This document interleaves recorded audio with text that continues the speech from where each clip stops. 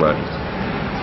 Dan ini diulang berapa kali di kitab ini, sehingga antum tahu apabila disebut Syekh Muhammad Nasiruddin Al-Albani ada yang kurang. Guru kami terjemahan Syekhuna, karena ini kitab yang aslinya Syekhuna.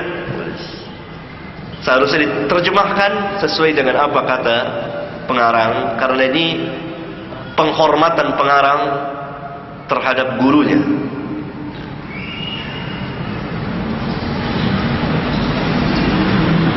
Kemudian halaman 147.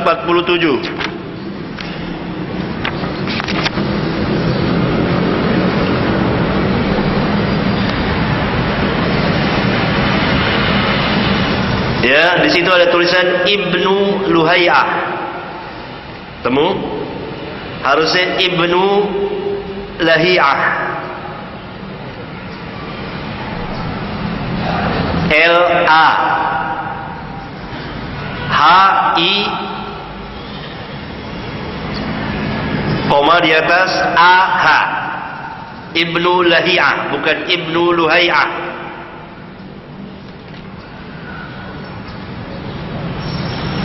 Halaman 162.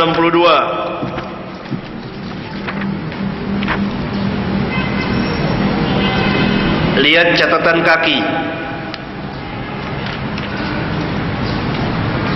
Dan terdapat keterangan dari Ibnu Umar, Thauban dan Jabir bin Samira. Ditulis Samira, harusnya Samura.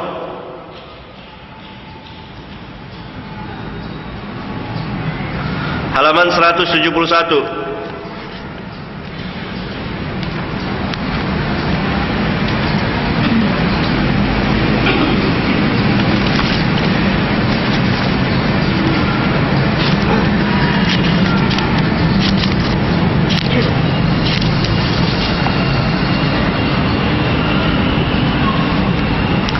Di situ ada kalimat hadis qabdatain dan seterusnya telah dicatat oleh Imam As-Suyuti dan seterusnya, dan dinukil oleh murid Hasan Khan dalam kitab Fathul Bayan. Begitu? Ini salah, kalimat murid tidak ada. Begini terjemahannya. Dan Hasan Khan, yakni Siddiq Hasan Khan telah menukil ya dari Syekh Saleh Al-Muqbili. Perkataan beliau, yakni perkataan Syekh Saleh di dalam kurung kitabnya Al-Abhath Al-Musaddadah.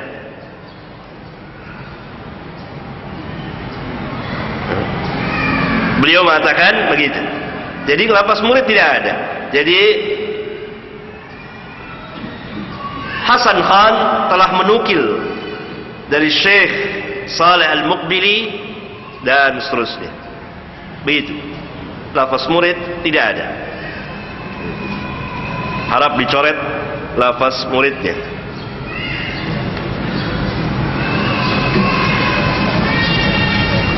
Kemudian catatan kaki Yusuf bin Mahran, harusnya Yusuf bin Mihran, I bukan A. Mihran ini nama rawi.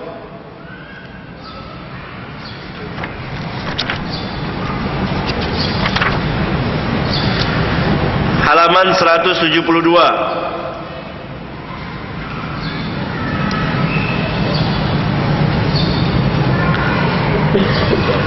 Pengingkaran terhadap hadis-hadis sahih. Said Qutb berpendapat dalam Fi Dhilalil Quran, kalimat Al-Quran tidak ditulis oleh pengarang. Beliau hanya menulis Said Qutb di dalam zilalnya. Di dalam zilalnya. Nah, penterjemah atau penerbit memberikan catatan kaki yang dimaksud oleh penulis adalah di dalam kitab Said Qutb yang bernama Fi Dhilalil Quran. Atau dikasih kurung dalam zilalnya, yakni Fi Dhilalil Quran. Kemudian Said Qutb juga telah menjelaskan hal itu di berbagai tempat. Kalimat di berbagai tempat tidak ada di berbagai. Harusnya terjemahannya Said Qutb telah menjelaskan hal itu di dua tempat, bukan berbagai. Jauh. Masya Allah. Karena yang ditulis antum baca tempat pertama, tempat kedua, tidak ada tempat ketiga. Gitu. Karena Syekh Salim menulis di 2 tempat. Ya. Kemudian terus di tempat kedua, ketika menafsirkan surat Al-Falaq dan seterusnya, di situ ada orang namanya Lubaid bin Al-Aqsam. Sahih? Sebetulnya namanya Labid. Labid bukan Lubaid.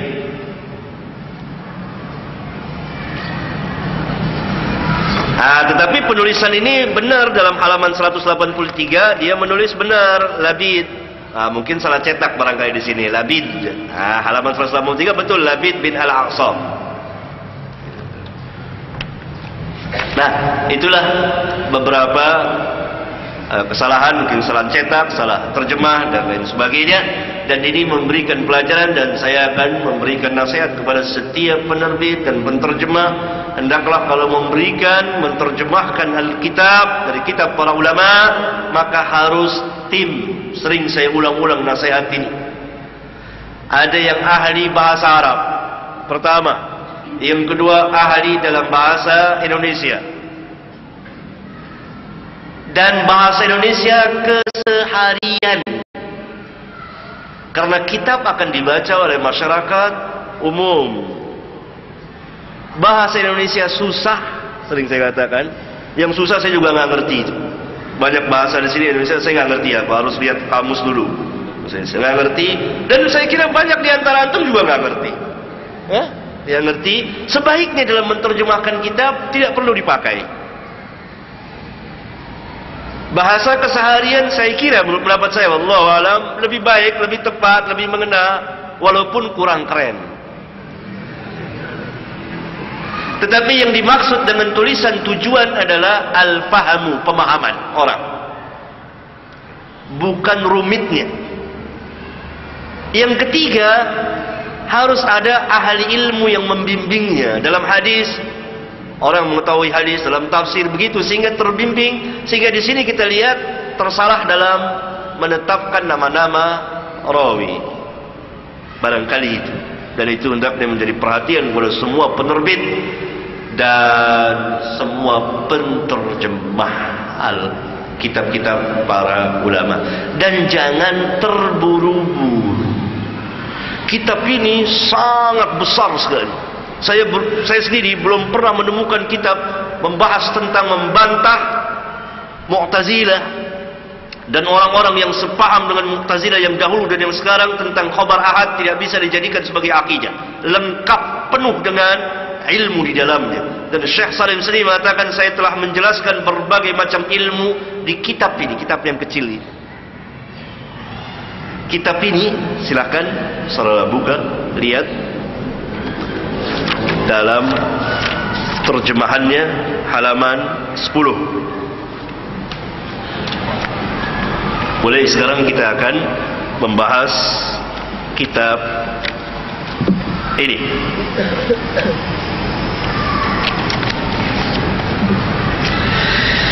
Beliau membagi kitab ini menjadi 3 bagian.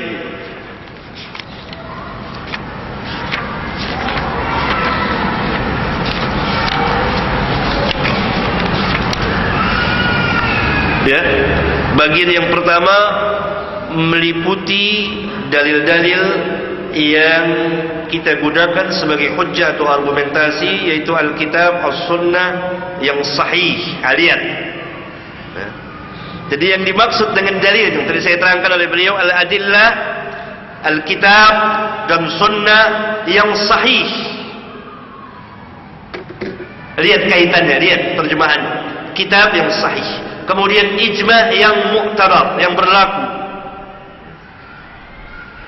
Ijma' yang benar, itu telah terjadi ijma'. Itu maksudnya. Kalau ada kala seorang mengatakan ijma', tidak terjadi ijma'.